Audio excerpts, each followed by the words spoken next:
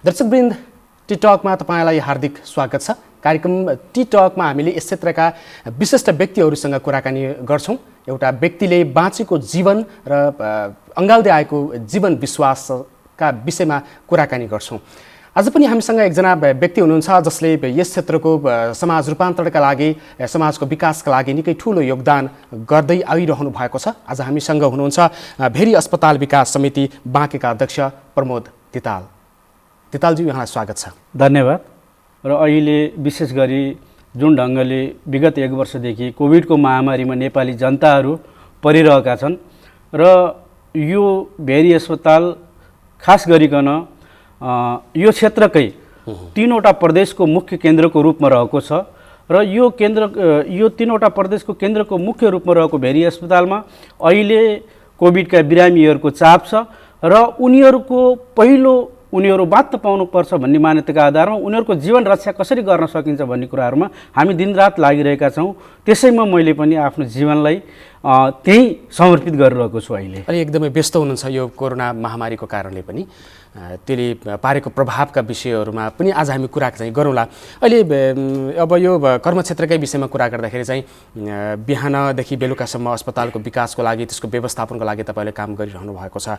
त्यसको चाँजो पाँजो कस्तो छ अहिले खास गरिकन हामीले पछिल्लो कालखण्डमा नेपाल सरकार स्वास्थ्य मन्त्रालयले यो कोभिड अस्पतालको रूपमा कोवलपुर मेडिकल कलेज र सुशील कोइराला प्रखर क्यान्सर अस्पताल खजुरालाई कोभिड अस्पतालका रूपमा स्थापित गरेको थियो र हामी भेरी अस्पताल परिवारले के भन्यौँ भन्दाखेरि खजुरा गएर हामीले जनताको जीवनलाई रक्षा गर्नको निम्ति केही बाधा हुन्छ कि भनेर हामी सबैको मागका आधारमा, सबै मान्छेहरू डराइरहेको अवस्थामा हामीले होइन, अब खजुरा होइन, हामीले नेपालगञ्जको भेरी अस्पतालमै नै कोभिड अस्पताल सञ्चालन गर्नुपर्छ र सबै डाक्टरहरू त्यहाँ एभाइलेबल हुने भएको हुनाले, त्यहाँ सबै विधाका डाक्टरहरू त्यहाँ हुने भएको हुनाले फास्ट ट्र्याकबाट हामीले उपचार दिन सक्छौँ भन्ने मान्यताका आधारमा सुशील कोइराला क्यान्सर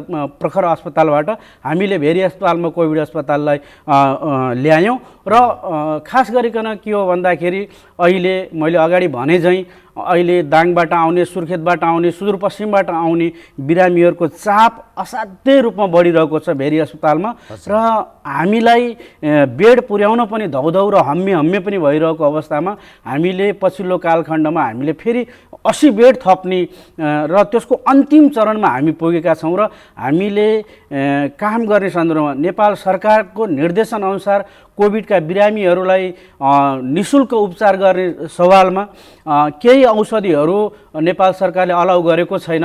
त्यो अहिले केही बिरामीहरूले किन्ने बाहेक अरू सबै उपचारहरू हामी निःशुल्क गरिरहेका छौँ।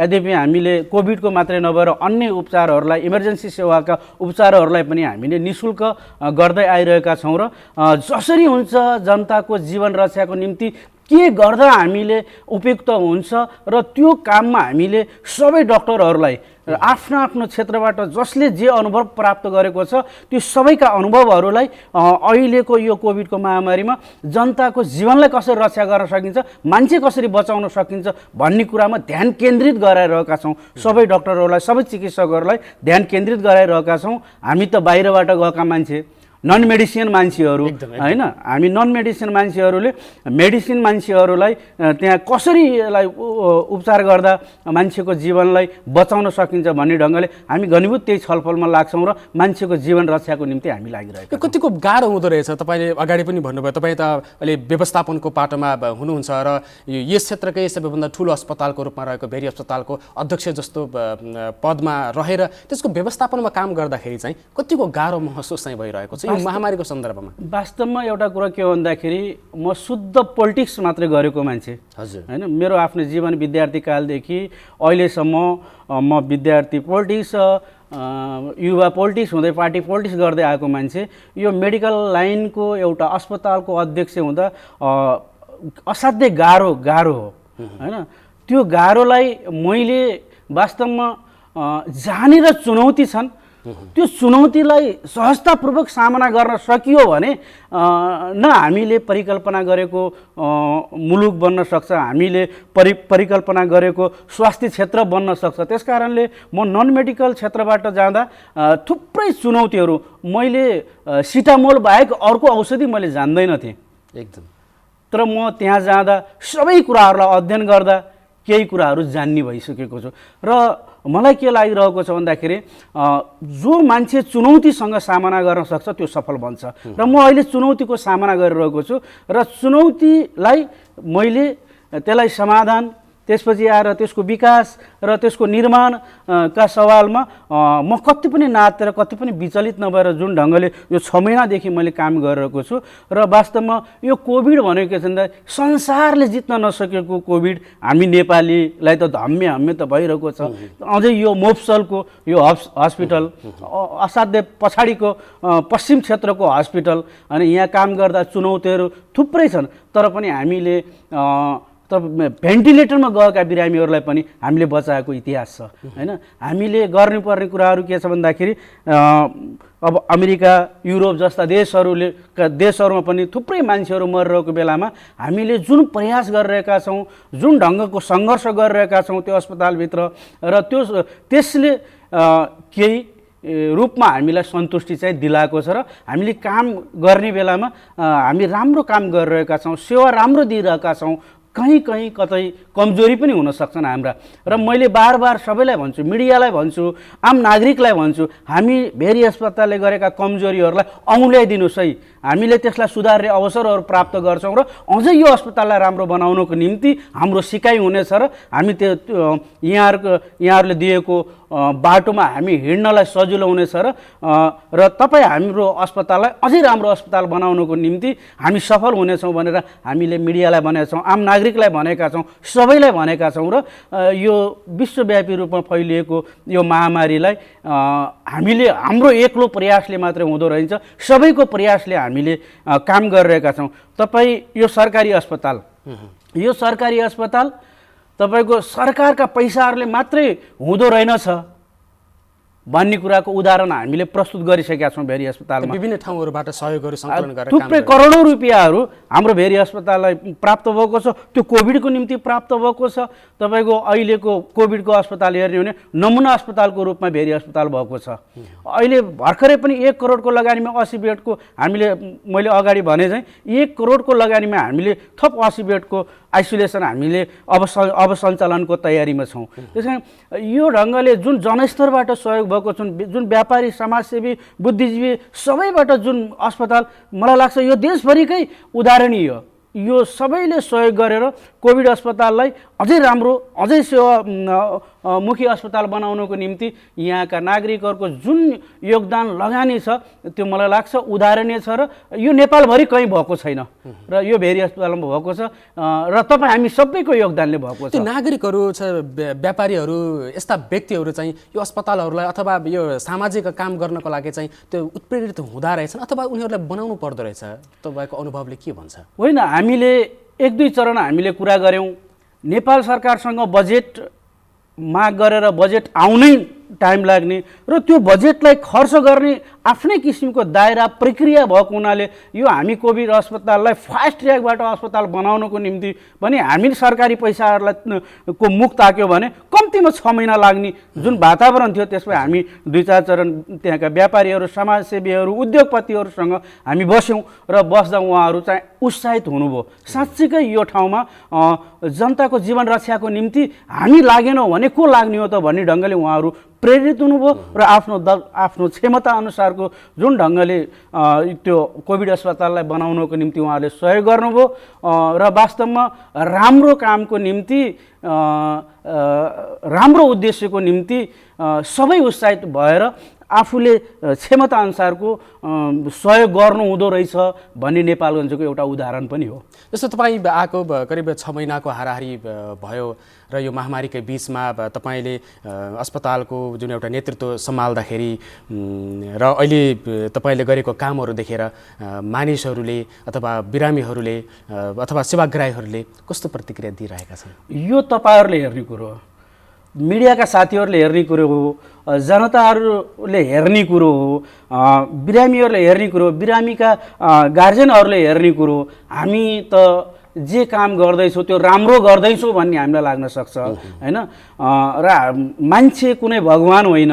त्यसकारण म के भन्न चाहन्छु भन्दाखेरि हामीबाट पनि थुप्रै कमी कमजोरी भएका होलान्, तर मैले आम रूपमा पाएको सवालमा केही त्रुटिहरू भए तापनि जुन ढङ्गको रेस्पोन्स, जुन ढङ्गको माया, जुन ढङ्गको ममता मैले यहाँका नागरिकहरूबाट प्राप्त गरिरहेको छु, मलाई के लाग्छ भन्दाखेरि म अलि सफलताको बाटोमा हिँडिरहेको छु कि म राम्रो बाटोमा हिँडिरहेको छु कि मैले भेरी अस्पताललाई राम्रो बनाउनको निम्ति केही न केही एउटा इँटा थपिरहेको छु कि भन्ने कता कता मलाई आवाज चाहिँ हुन्छ।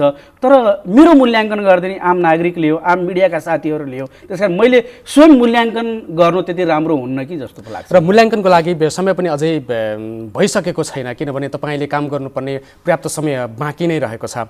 तपाईँ एउटा अब पोलिटिकल मान्छे अथवा सक्रिय राजनीति गरिरहेको मान्छे, तपाईँले यो देशको व्यवस्था, यो देशको सिस्टमलाई परिवर्तन गर्नुपर्छ भनेर लामो समयदेखि लड्दै आइरहेको मान्छे र अहिले चाहिँ एउटा अस्पतालको व्यवस्थापनको जिम्मेवारी सम्हालिरहेको मान्छे, एउटा अस्पतालको अध्यक्ष भइसकेपछि तपाईँलाई कस्तो महसुस भइरहेको छ? हाम्रो नेपालको शिक्षा के अरे स्वास्थ्य क्षेत्र कतिको प्रभावकारी रहेछन् अथवा कतिको महत्त्वपूर्ण रहेछन् र तिनीहरू अहिले कुन अवस्थामा रहेछन् भन्ने कुराहरू कसरी मूल्याङ्कन गर्नुभयो? एकदमै राम्रो प्रश्न गर्नुभयो।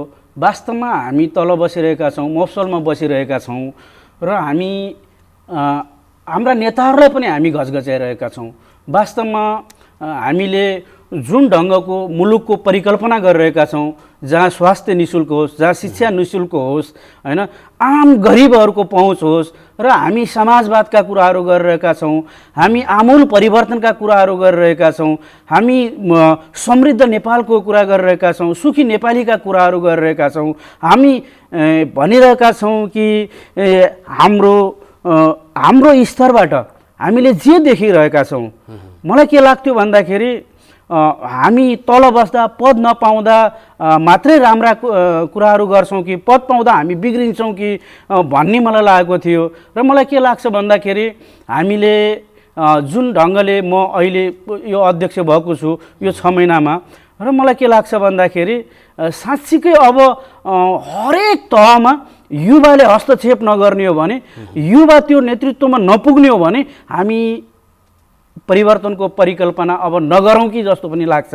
र मलाई के लाग्छ भन्दाखेरि स्वास्थ्य क्षेत्रको अवस्था हेर्ने हो भने साँच्चीकै हामीले देख्यौँ त अब हामीले स्वास्थ्य क्षेत्रमा नेपाल सरकार अथवा पोलिटिसियनहरूले के गरेका रहेछ भन्दाखेरि मैले 5% पनि काम गर्न सकेका रहेनछौँ पोलिटिसियनहरूले अथवा सरकारमा गएका मान्छेहरूले, सरकारले 5% पनि स्वास्थ्य क्षेत्रको बारेमा परिकल्पना गरेको रहेनछ। यस्ता महामारीहरू त कैयौँ आउलान् अब होइन, महामारीहरू आउलान्, तर हामीले त्यो अस्पताल व्यवस्थापनका कुराहरू हामीले भया आउने कुराहरूको परिकल्पना हामीले गर्न सकेका रहेनछौँ। त्यसकारणले अहिले अस्पतालमा बेड नपुगेर हामी होम आइसोलेसनका कुराहरू गऱ्यौँ। होम आइसोलेसनले अझै कतिको प्रभाव पार्छ र कति खतरा उत्पन्न गर्छ भन्ने कुरामा अझै हामी सचेत भएका छैनौँ। त्यसकारण के हो भन्दाखेरि हामीले स्वास्थ्य क्षेत्रमा प्रशस्त लगानी लगाउनु पर्दो रहेछ। मान्छे बाँच्यो भने नै उसले केही गर्न सक्छ मुलुकमा। त्यसकारण मान्छे बचाउनको निम्ति महत्त्वपूर्ण क्षेत्र भनेकै स्वास्थ्य क्षेत्र रहेछ भन्ने कुराहरू त अहिले आम रूपमा सबैले बुझेको कुरा हो नि, तर हामीहरू त्यसतर्फ ध्यान केन्द्रित गर्न सकेका रहेनछौँ र सरकारको ध्यान त्यता पुग्न सकेको रहेनछ। र मेरो अनुभव के हो भन्दाखेरि हामीले चाह्यो भने, जस्तो एउटा कुरा छ नि, धरहरा ढल्यो हाम्रो धरहरा हामी आफै बनाऊ भन्ने अभियान सुरु भयो। आज धरहरा बन्दैछ। त्यसकारण के हो भन्दाखेरि हाम्रो ठाउँ हामी बनाऊ, हाम्रो ठाउँ हामी बनाऊ, हाम्रो अस्पताल हामी बनाऊ होइन, हाम्रा जे हुन्छन् हाम्रा ठाउँका राम्रा कुराहरूलाई हामी गरौँ र देखाउँ सरकारलाई पनि देखाउँ वास्तवमा हामीले गर्दा के हुँदो रहेनछ, सबै त हुँदो रहेछ भन्ने ढङ्गले हामी अगाडि बढ्न सकियो भने मलाई लाग्छ के भन्दाखेरि हामी सबै गर्न सक्छौँ। त्यसकारण हामीले पहिला काम गर्ने पहिला सोच हुनु पर्यो, उत्साह हुनु पर्यो, जाँगर हुनु पर्यो, मन हुनु पर्यो, चिन्तन हुनु पर्यो। त्यसकारण हामी गर्न सक्छौँ। र मलाई के लागिरहेको छ भन्दाखेरि तपाईँले अगाडि भने चाहिँ यो 6 महिनामा वास्तवमा भन्नुहुन्छ भने मेरो जीवन कोभिडमै मात्रै अहिले लागिरहेको छ। अरू अस्पताल विकासका कुराहरू, अस्पताल सुधारका कुराहरू, अन्य जनरल सेवाका कुराहरू हैन, अस्पताल अझै विस्तारका कुराहरूलाई अझै ध्यान केन्द्रित गर्न सकिएको छैन। मैले त्यही कुरा जोड्दै थिएँ। तपाईँ अध्यक्षमा आउनुभन्दा अगाडि अथवा अध्यक्षमा आइसकेपछि त्यो माहौलमा चाहिँ अस्पतालको विकासका लागि विभिन्न योजनाहरू बनाउनु भएको थियो होला, विभिन्न खाकाहरू थिए होलान् हैन, विभिन्न कन्सेप्टहरू पनि थिए होलान्। ती योजनाहरू पुरा गर्नको लागि कोभिडको महामारीले प्रभाव पारेको हो। कोभिडले हामीले गर्न खोजेको अस्पताल, जुन ढङ्गको अस्पताल हामीले बनाउन खोजेको, केही हदसम्म कोभिडले हामीलाई प्रभाव पारेकै हो। र अर्को कुरो के भन्दाखेरि हामीले पछिल्लो कालखण्डमा अब कोभिड मात्र होइन, कोभिडको जिम्मेवारी केही साथीहरूलाई दियौँ, उहाँहरूले गर्नुहुन्छ। अब हामीले अस्पताललाई कसरी विस्तार गर्ने, सुदृढ गर्ने र धेरैभन्दा धेरै मान्छेहरू भेरी अस्पतालमा आउने वातावरण कसरी बनाउने भन्ने ढङ्गले हामी त्यो सोचमा अगाडि बढिरहेका छौँ। र केही समय लाग्छ। के समय लाग्छ भन्दाखेरि हाम्रो जुन पछाडिको जुन बिल्डिङ बनिरहेको छ, इन्डोर बिल्डिङ, करिब हामीलाई एक वर्षभित्रमा ठेकदार कम्पनीले हामीलाई हस्तान्तरण गर्ला। त्यसपछि हामीले त्यहाँबाट हामीले इन्डोर सेवाहरू हामीले त्यहाँबाट दिन सक्छौँ। र यतातिरका बिल्डिङहरू, इमर्जेन्सीदेखि यतातिरका बिल्डिङहरू सबै जीर्ण अवस्था छन्। डक्टर ओपिडीमा बसेर काम गर्न लाग्यो भने माथिबाट सिलिङ खस्छ कि भन्ने अवस्थामा भेरी अस्पताल पुगेको छ। र अब यो अस्पताललाई हामीले 100 वर्षको योजना हैन, 100 वर्षसम्म यो अस्पतालले सेवा प्रदान गर्ने सन्दर्भमा गर्नुपर्ने सबै कामहरूका सन्दर्भमा हामीले योजना अथवा मास्टर प्लान हामीले बनाइरहेका छौँ। त्यो मास्टर प्लानको निम्ति हामीले बजेट पनि विनियोजन गरिसकेका छौँ। र हामीले 1-2 महिनाभित्रमै हामी मास्टर प्लानलाई अन्तिम चरणमा लान्छौँ। र हामीले यो अस्पताल 100 वर्षसम्म यो अस्पताल यस्तो हुनेछ भन्ने ढङ्गको मास्टर प्लान यहाँहरूका बिचमा पनि हामीले प्रस्तुत गर्नेछौँ। र हामीले परिकल्पना गरेको अस्पताल साँच्चीकै हामीले यसलाई भेरी अस्पताललाई अन्तिममा मेडिकल कलेजको रूपमा स्थापित गर्नुपर्छ भनेर हामी अगाडि बढिरहेका छौँ। त्यो हाम्रो मास्टर प्लानभित्र पर्नेछ।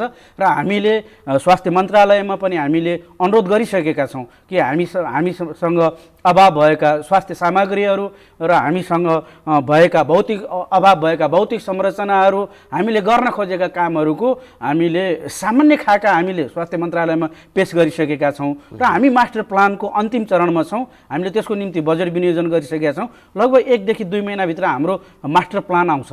हाम्रो त्यो मास्टर प्लान हामीले मैले स्वास्थ्य मन्त्रीज्यूसँग पनि कुरा गरेको छु, यहाँको मुख्यमन्त्रीज्यूसँग पनि मैले कुरा गरेको छु। र तत्काल मास्टर प्लान उहाँहरूले मागिराख्नु भएको छ। मलाई लाग्छ अर्को वर्षबाट, अर्को बजेटबाट हामीलाई क्रमागत रूपमा खर्च गर्ने गरी भौतिक संरचनादेखि लिएर सबैका बजेटहरू हामीलाई हाल्नु हुनेछ। र हामीले जुन 500 बेडको जुन नेपाल सरकारले भेरी अस्पताललाई घोषणा गरेको छ, 500 बेडको अस्पतालको रूपमा, विशिष्टीकृत अस्पतालको रूपमा घोषणा गरेको छ, त्यो 500 बेडको अस्पताल, विशिष्टीकृत अस्पतालको निम्ति चाहिने जनशक्ति र चाहिने भौतिक संरचना, चाहिने स्वास्थ्य सामग्रीहरूका सन्दर्भमा हामीले लेखी पठाएका छौँ।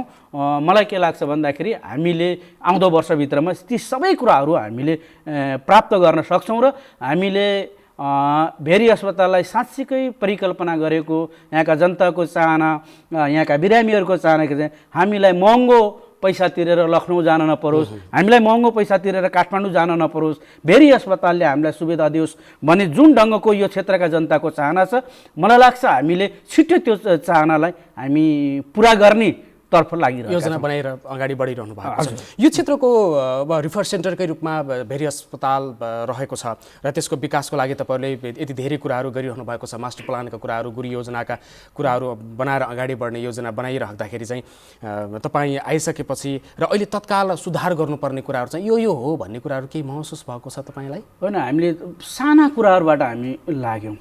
हजुर, हामी भेरी अस्पतालमा आउने बित्तिकै साना कुराहरू जनताले कहाँनिर गुनासो गरिरहेको छ त्यो गुनासोलाई हामी सम्बोधन गर्यौँ।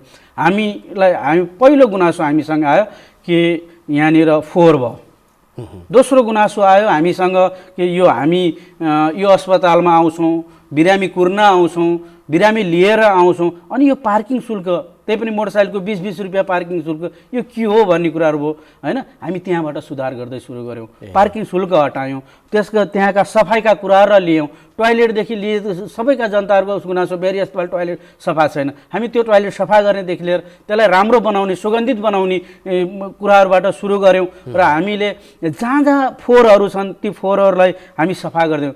तपाईँको हामी आउनुभन्दा 4 महिना अगाडिदेखि डुङडुङती गनाउने फोहोर थियो, प्रसुति गृह पछाडि डुङडुङती गनाउने फोहोर थियो, तत्काल हामीले त्यसलाई समाधान गऱ्यौँ। हामी सानो कुराबाट हामी सुरुवात गर्दौँ। इमर्जेन्सी सेवालाई तत्कालको रूपमा इमर्जेन्सी सेवालाई हामीले निःशुल्क सेवाको रूपमा परिणत गरेका छौँ। र हामीले देशभरि 4000 रुपियाँमा पिसिआर टेस्ट गरिरहेको बेलामा हामीले 2200मा पिसिआर टेस्ट गऱ्यौँ।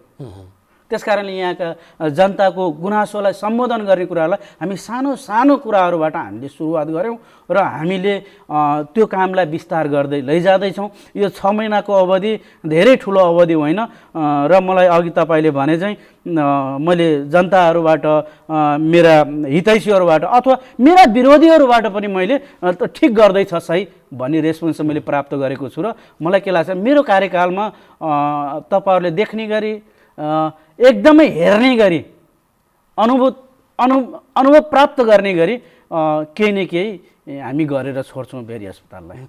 जस्तो पोलिटिकल मान्छेसँग यी कुराहरू गर्नु जायजै हुन्छ भन्ने तरिकाले प्रश्न मलाई सोध्न मन लागेको छ। विशेष गरी राजनीतिक दलहरूको एजेन्डाका विषयमा कुरा गर्दाखेरि विद्यालयका कुरा, अस्पतालका कुरा, सामुदायिक वनका कुरा अथवा सार्वजनिक स्थानहरूका विकासका कुराहरू खासै उठ्दैनन् भन्छन् त्यो पोलिटिकल भित्र कुरा गर्दाखेरि। र सामुदायिक वन, विद्यालय, अस्पतालको अध्यक्ष हुनु अथवा त्यसमा बसेर काम गर्नु एउटा नेताको आफ्नो विकासको त्यो चाहिँ भर्याङको खुट्किलोको रूपमा चाहिँ लिन्छन् भनेर त्यसरी व्याख्या गरिन्छ। तपाईँको जीवनको अर्थ, तपाईँको जीवनको बुझाइ चाहिँ र तपाईँको पोलिटिकल करियरको उचाइलाई मूल्याङ्कन गर्दाखेरि अस्पताल विकास समितिको अध्यक्ष एउटा सिडी मात्रै हो अथवा आफ्नो मूल्याङ्कनको एउटा गतिलो कडी पनि हो, के हो? वास्तवमा एकदमै राम्रो प्रश्न सोध्नुभयो। वास्तवमा हामी पोलिटिक्स गरिरहेको बेलामा हामी हरेक कुराहरूमा हाम्रा ध्यानहरूलाई केन्द्रित गर्न सकेनौँ, हाम्रा दिमागहरूलाई त्यता चलाउन सकेनौँ भने त्यो कता कता कता कता हराउँछ जस्तो मलाई लाग्छ। र हामीले तपाईँले भने चाहिँ हामी सामुदायिक वनमा हाम्रा मान्छे कसरी जिताउने, एकदम त्यस स्कुल व्यवस्थापन समितिमा हाम्रो पार्टीको मान्छेलाई कसरी लैजाने र अस्पतालमा कसरी हाम्रा मान्छेहरू भर्ती गर्ने, पोलिटिसियनहरूको त्यो ढङ्गको खेलोमेलो हुँदो रहेछ, हुन्छ नै होइन। आफ्नो वर्चस्व कायम गर्ने त्यो खेलोमेलो हुन्छ नै। वास्तवमा त्यसलाई सुधार गर्ने कुराहरू, त्यसलाई राम्रो बनाउने कुराहरूमा वास्तवमा त्यति धेरै ध्यान केन्द्रित नभएको हो कि पोलिटिसियनहरूको, त्यो कुरा चाहिँ आफ्नो ठाउँमा रह्यो। र मेरै जीवनका सन्दर्भमा कुरा गर्नुहुन्छ भन्दाखेरि मैले यसलाई चुनौती सँगसँगै अवसरको रूपमा मैले लिएको छु। म अझै राम्रो पोलिटिक्स गर्ने, अझै नेता बन्ने मैले कोसिस गर्दैछु भने मलाई अब यो भेरी अस्पतालले त नेता बन्छस् कि त अब नेताबाट सिद्धिन्छस् भन्ने कुराहरूको मलाई यहीँबाटै मूल्याङ्कन हुन्छ। मैले एउटा ठाउँ प्राप्त गरेको छु, मैले त्यो ठाउँलाई मैले आफ्नो जीवनको महत्त्वपूर्ण अङ्गको रूपमा लिन सकेन अथवा मेरो यो राजनीतिक जीवनको एउटा महत्त्वपूर्ण पार्ट हो र मैले आफूलाई करियर डेभलप गर्ने मैले ठाउँ प्राप्त गरेको छु भन्ने ढङ्गले मैले सोचेन भने म यही भेरी अस्पतालबाटै समाप्त हुन्छु। होइन, मैले अझै राम्रो गर्नु छ भन्ने ढङ्गले मैले काम गरेँ भने मलाई लाग्छ मलाई यो भेरी अस्पतालले मलाई माथि जुर्कै उठाउँछ होइन। मान्छेको मन छुने भनेको कुराहरू के भन्दा साना साना कामहरूबाट हो। हामीले जति साना काम, जति राम्रा कामहरू गर्न सक्यौँ जनताको माया त्यत्तिकै प्राप्त गर्न सकिन्छ। त्यस कारणले के भन्दाखेरि भेरी अस्पतालमा मैले जुन ढङ्गको मैले काम गर्छु त्यो ढङ्गको मैले परिणाम पाउँछु। राम्रो काम गरे राम्रै परिणाम पाउँछु, नराम्रो काम गरे नराम्रो परिणाम पाउँछु। त्यसकारण के भन्दाखेरि मैले यसलाई अवसर र चुनौतीको रूपमा दुईटै ढङ्गले मैले हेरेको छु। मेरो राजनीतिक जीवनको यात्रालाई यसले राम्रो पनि बनाइदिन सक्छ, मेरो राजनीतिक जीवनको यात्रालाई यसले समाप्त गरिदिन पनि सक्छ। त्यसकारण म अत्यन्त सचेत भएर मेरो राजनीतिक यात्राको जीवनलाई अझै माथि उठाउनु छ भन्ने ढङ्गले मैले सोचेँ भने मैले राम्रै काम गर्छु। होइन अब एउटा पद प्राप्त गरिसकेँ, अब के गर्नु छ र भन्ने ढङ्गले सोचेँ भने मेरो राजनीतिक जीवनको यात्रालाई मैले यही भेरियस दलबाट ओह्रालो लगाउँछु भन्ने ढङ्गले म त्यो ढङ्गले काम गरिरहेको छु।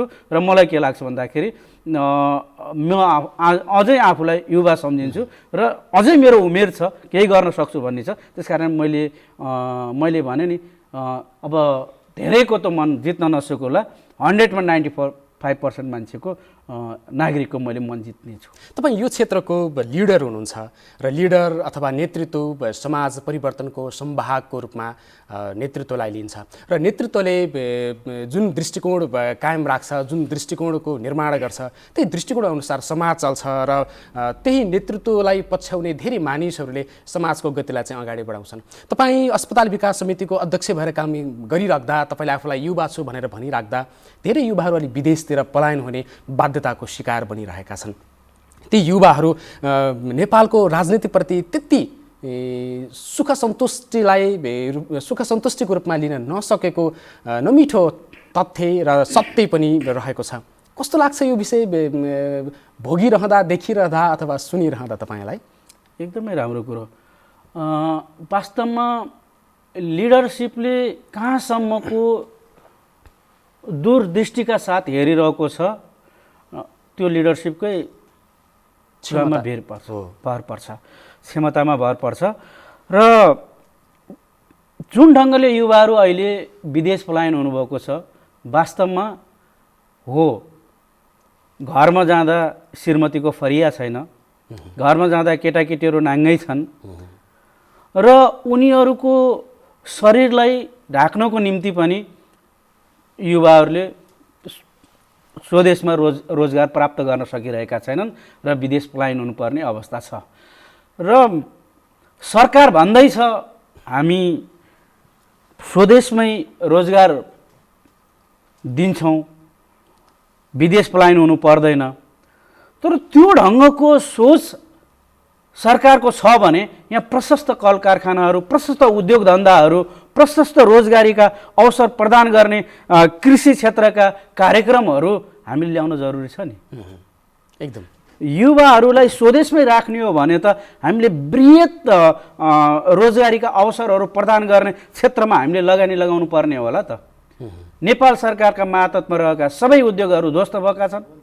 कृषि क्षेत्र बलियो रूपमा वैज्ञानिक ढङ्गले अगाडि बढ्न सकिरहेको छैन। अनि कसरी युवाहरू नेपालमा रुक्छन् त? कसरी युवाहरू नेपालमा रोजगार प्राप्त गर्न सक्छन् त? विदेश पलायन नभएर के हुन्छ? त्यसकारण के भन्दाखेरि हाम्रो योजना युवाहरूलाई नेपालमै रोजगार प्रदान गर्नको निम्ति, युवाहरूलाई नेपालमै उनीहरूको क्षमतालाई उपयोग गर्नको निम्ति त हामीले अवसरहरू प्रदान गर्नुपर्ने होला त। प्रशस्त उद्योग धन्दा कल कारखानाहरू खोल्नुपर्ने होला त। वैज्ञानिक कृषि प्रणालीमा देशलाई अगाडि लैजानु पर्ने होला त। त्यसकारण के भन्दाखेरि यो हामी तल मोब्सलकाले जति चिल्लाउँदा पनि केही नहुने होइन। माथिका मान्छेहरू, माथि नेतृत्वमा बस्नुभएका, म एउटा पार्टीको मात्रै भन्न, सबै पार्टीका नेताहरूको दृष्टिकोण त्यहाँ एउटै हुनु पर्यो होइन।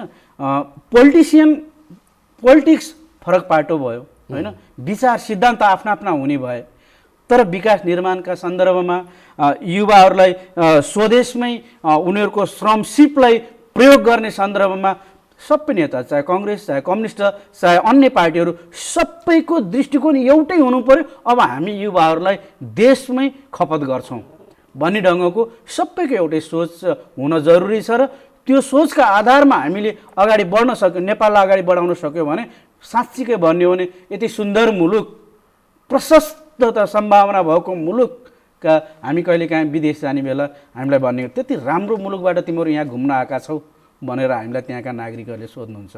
अनि त्यस कारण के भन्दाखेरि यति सम्भावना भएको मुलुकलाई हामीले हाम्रो नेतृत्वले अलि पारदर्शी ढङ्गले सोच्यो भने हामी युवाहरूलाई विदेश पलायन हुन दिन सक्ने अवस्थाबाट हामी रोक्न सक्छौँ र हाम्रै मुलुकमा श्रम उपयोग गर्न सक्छौँ। उहाँहरूका हाम्रै मुलुकमा युवाहरूका विचारहरूलाई युवाहरूका दिमागहरूलाई हामीले प्रयोग गर्न सक्छौँ। त्यस कारणले म सबै नेताहरूलाई आग्रह गर्न चाहन्छु, सबै दलका नेतृत्वहरूलाई अनुरोध गर्न चाहन्छु, म सरकारलाई अनुरोध गर्न चाहन्छु, अब युवाहरूलाई विदेश पलायन हुन नदिनको निम्ति राम्रा कार्यक्रमहरू, रोजगारका अवसरहरू ल्याउनको निम्ति म अनुरोध गर्छु र त्यो ढङ्गले युवाहरूले पनि पैसा कमै भए पनि स्वदेशमै आफ्नो श्रम सिपलाई प्रयोग गरौँ भन्ने ढङ्गले युवाहरू पनि लाग्न जरुरी छ। एउटा जस्तो व्यक्तिगत कुराहरू पनि होला, जस्तो हामी जीवनका अन्तरङ्ग कुराहरू पनि कुरा गर्छौँ। तपाईँले सोचेको एउटा नेतृत्व अथवा नेता हुन त स्वयं तपाईँ आफै पनि नेता हुनुहुन्छ र नेतृत्वमा रहेर काम गरिरहनु भएको छ। नेतृत्व चाहिँ कस्तो हुनुपर्छ जस्तो लाग्छ तपाईँलाई? नेतृत्व निस्वार्थी हुनु पर्यो, निष्कलङ्क हुनु पर्यो, सबैलाई समान दृष्टिकोणले हेर्ने हुनु पर्यो होइन। नेतृत्व उत्पादन गर्न सक्ने एकदम क्षमता हुन सक्नु पर्यो। त्यस कारण के भन्दाखेरि अहिले के हो भन्दाखेरि मलाई सबै ठाउँ हुनु पर्यो। तलबाट मान्छे आउँदैछ त्यसलाई ब्रेक गर्ने, ओहो मभन्दा पछाडिको युवा अब आउँदैछ मलाई यसले सिद्ध्याउँछ भन्ने हामीमा डर तरास हुने के फरक पर्छ? मैले उत्पादन गरेको एउटा युवा मलाई च्यालेन्ज गरेर अथवा उसले आफ्नो क्षमता प्रदर्शन गरेर मभन्दा ठुलो नेता बन्यो, खुसी हुनु पर्यो नि। तर छैन, यो संस्कार हाम्रो पोलिटिक्सभित्र छैन। अब यसले मलाई जित्दैछ है भनेपछि उसलाई कसरी समाप्त गर्ने, त्यो ढङ्गको हाम्रो जुन राजनीति संस्कार बस्दैछ नि त्यो राजनीति संस्कारलाई हटाउनुपर्छ र नेता हामीले परिकल्पना गरेको नेता भनेको वास्तवमै उदाहरणीय बन्न सकोस् होइन। नेता नेतृत्व प्रदान गर्न सक्ने बनोस्, नेता अन्य नेता उत्पादन गर्ने बन्न सकोस्, नेता जसले समाजको निम्ति चाहिने उपयोगी दृष्टिकोण बनाउन सकोस्। त्यसकारण के भन्दाखेरि नेता भनेको साझा हुन सक्नु पर्यो होइन। त्यो एउटै पार्टीको मात्र होइन, अन्य पार्टीका मान्छेले मान्ने पनि हुनु पर्यो। त्यस कारण के भन्दाखेरि नेताले आफ्ना अहिले त हामी नेता बन्न सकेका छैनौँ, नेता बन्न जरुरी छ, नेता बन्न जरुरी छ। नेता बन्न कोही सकेका छैनौँ, चाहे माथिका टप लिडरहरू हुनुहोस्। अहिले देख्नु भएको छ त माथि पार्टीभित्र यो सबै स्वार्थको लडाइँ हो, कुनै सिद्धान्तको लडाइँ छैन। अहिले पनि पार्टी जम्मै स्वार्थको, कसले पद प्राप्त गर्ने भन्ने मात्रै कुरो छ। अब 15 वर्ष पार्टीका प्रमुख भएका, 7 वर्ष 8 वर्ष 10 वर्ष पार्टीका प्रमुख भएका, दुई पटक प्रधानमन्त्री भइसकेका मान्छे किन बसिराख्नु पर्यो त? अरू नयाँ ढङ्गका युवाहरूलाई नेतृत्व प्रदान गर्न नसक्ने? अनि हामी भन्दैछौँ हामी नेता अरे, आफू कहिल्यै नछोड्ने, अर्कोलाई बढ्नै नदिने, यस्तो हुँदैन। नेतृत्व हस्तान्तरण गर्दै जाने, त्यो नै असल नेता जस्तो लाग्छ। एउटा नेताको विशेष गरी म तपाईँमै केन्द्रित छु। एउटा नेतृत्वले दिनभरि के गर्छ भन्ने कुराले उसको जीवन चाहिँ कतिको महत्त्वपूर्ण हुन्छ र उसले समाजको लागि कति महत्त्वपूर्ण कार्यहरू दिएर जान्छ भन्ने कुराको मूल्याङ्कन गर्न सकिन्छ जस्तो लाग्छ। तपाईँको दैनिक दिनचर्याको विषयमा कुराकानी गरौँ न। बिहान कति बजी उठ्नुहुन्छ, के गर्नुहुन्छ, तपाईँको जीवन शैली कसरी सुरु हुन्छ र बेलुका कति बजी सुत्नुहुन्छ? मेरो जीवन वास्तवमै भन्नुहुन्छ भन्दाखेरि म बिहान 5 बजे उठ्छु, 1 घन्टा मर्निङ वाक गर्छु, आधा घन्टा मैले सामान्य एक्सर्साइज गर्छु,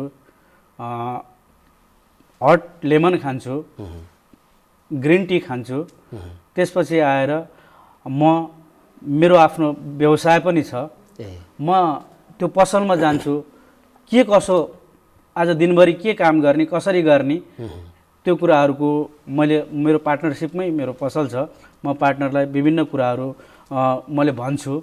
त्यसपछि आएर मलाई कहाँबाट कुन ठाउँबाट कार्यक्रमका निम्ताहरू छन्, ती निम्ताहरूमा म जान्छु, भ्याएसम्म जान्छु र त्यसपछि आएर करिब करिब मैले 12 देखि 1 बजेको बिचमा मैले खाना खान्छु।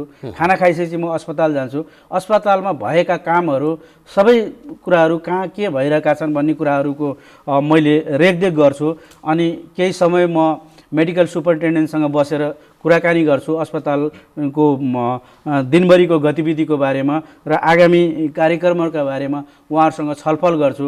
विकास समितिका साथीहरू हुनुहुन्छ उहाँहरूसँग छलफल गर्छु र त्यसपछि आएर पुनः म फेरि अर्को व्यवसाय पनि छ त्यो व्यवसायलाई पनि मैले हेर्छु। अनि त्यो व्यवसायमा कसरी काम भइरहेको छ त्यो पनि मैले हेर्छु। त्यसपछि आएर अन्तिममा साँझमा म सबै हरिसाबहरू फेरि पसलमै आएर गर्छु। करिब करिब कहिलेकाहीँ मेरो घर आउँदा 10 पनि बज्छ। कहिलेकाहीँ म 7-8 बजीतिर घर आएर केटाकेटीहरूसँग बस्ने गफ गर्ने र त्यसपछि आएर मैले खास गरिकन के भन्दाखेरि मैले अलि बढी अनलाइन न्युजहरू हेर्छु होइन। न्युजहरू हेर्ने सर र मेरो 10-11 बजीसम्म मैले न्युजहरू हेर्ने फेसबुकहरू हेर्ने होइन। अनलाइन म बेसी अनलाइन न्युजहरू हेर्छु र त्यसपछि आएर त्यो अनलाइन न्युजहरू हेरिसकेपछि मेरो 10 देखि 11 बजेभित्रमा म सुत्छु। यही ढङ्गले मैले मेरो आफ्नो जीवनलाई चलाइरहेको छु। जीवनका यति लामो वर्षहरूमा अत्यन्तै क्रियाशील भएर काम गर्नुभयो समाजको लागि भनेर अथवा प्रत्यक्ष अप्रत्यक्ष रूपमा समाजको विकासका लागि भनेर व्यावसायिक जीवन आफ्नो पोलिटिकल यात्राको कुराहरू गरिराख्दाखेरि अहिले आएर यसो मूल्याङ्कन गरौँ न, पछाडि फर्केर हेरौँ न, कस्तो लाग्छ? त्यो साँच्चैकै वन्डरफुल छ अथवा एकदमै राम्रो छ अथवा मैले जति गर्न सक्थेँ त्यति गर्न सकिनँ कि भन्ने महसुस हुन्छ? मलाई कहिलेकाहीँ कस्तो लाग्छ भनेर भन्नुहुन्छ भन्दाखेरि मैले आफ्ना जीवनका राम्रा वसन्तहरूलाई मैले पोलिटिक्समै प्रयोग गरेँ। के लाग्छ त मैले पढ्ने बेलामा कलेज पढ्ने बेलामा मैले अलि मेहनतका साथ पढेको भए मैले लोकसेवातिर मैले ध्यान दिएको भए म सचिव उपसचिव हुन्थेँ कि होइन। एउटा जागिरे जीवनमा म जान्थेँ कि मेरो जीवनलाई अलि सहज बनाउँथेँ कि जागिरी खाइसकेपछि मेरो घर परिवारलाई मैले अलि राम्रोसँग अलि सुखशैलमा मैले हिँडाउन सक्थेँ कि साँच्चीकै पैसा पनि केही हो कि भन्ने कता कता चाहिँ मलाई अनुभूति भएकै हो होइन। र पछिल्लो कालखण्डमा मलाई के भन्दाखेरि जुन ढङ्गले हामी राजनीतिमा लाग्यौँ नि मेरो राजनीतिक सोच के थियो भन्दाखेरि आम रूपमा आम जनताको मुक्ति सँगसँगै मेरो पनि मुक्ति हुन्छ भन्ने ढङ्गले मैले पोलिटिक्समा हात हालेको हुँ। जुन बेला जनताहरू समृद्ध हुन्छन् आम गरिब जनताहरू समृद्ध हुन्छन् सँगसँगै म पनि समृद्ध हुन्छु त्यो ढङ्गले म पोलिटिक्स गरेको। पछिल्लो कालखण्डमा यो ढङ्गका राजनीतिहरू मलाई अलिकता विश्लेषण पैदा भएकै हो होइन। वास्तवमा यति राम्रा सुन्दर जीवनहरूलाई मैले पोलिटिक्समा लगाएँ। उमेर गइसक्यो अब जागिरी खाने उमेर पनि छैन। म कता कता बाटो हराएँ कि भन्ने पनि मलाई कता कता भएको हो र हामीले अब मैले सोच्ने बेला के सोचौँ भन्दाखेरि केही खराबले घर गऱ्यो भन्दैमा हामीले त्यो खराबलाई बढार्ने कुराहरूमा हामीले ध्यान दिनुपर्छ र त्यो खराबलाई सफा गर्ने कुराहरूमा हामीले ध्यान दिनुपर्छ र हामी पनि थाक्यौँ भने सबै युवाहरू थाक्छन्। त्यसकारण के भन्दाखेरि हामी थाक्नु हुँदैन। धन सम्पत्ति पैसो केही पनि होइन र हामीले समाजबाट प्राप्त गर्ने माया ममता इज्जत सम्मान ठुलो हो। त्यसकारणले हाम्रो जीवनलाई जति सकिन्छ समाज रूपान्तरणको सवालमा समाज विकासको सवालमा देशलाई समृद्धि बनाउने सवालमा जनताको जीवनस्तरलाई उठाउने सवालमा जति सक्छौँ हामी लाग्दै गरौँ भन्ने मान्यताका आधारमा म लागिरहेको छु। धन सम्पत्ति केही नहोला तर मैले गरेको कर्मबाट म सन्तुष्ट छु। अब बाँकी जीवनका यात्राहरू चाहिँ कसरी अगाडि बढाउने योजना छ? पोलिटिकल यात्रा त बाँकी नै छ, उमेर पनि छ, केही योजनाहरू बनिरहेका छन्? होइन, हामीले गर्ने भनेकै समाजसेवा अब होइन। हामीले गर्ने समाजसेवा हो र त्यो समाजसेवालाई हामीले एकदमै विशुद्ध ढङ्गले निस्वार्थ ढङ्गले यो मान्छे को हो त्यो मान्छे को हो यो मान्छे काङ्ग्रेस हो त्यो मान्छे कम्युनिस्ट हो यसलाई गर्नुहुन्न त्यसलाई गर्नुपर्छ भन्ने ढङ्गले हामी लाग्नु हुँदैन। हामी जत्तिका मान्छेहरू लाग्नु हुँदैन।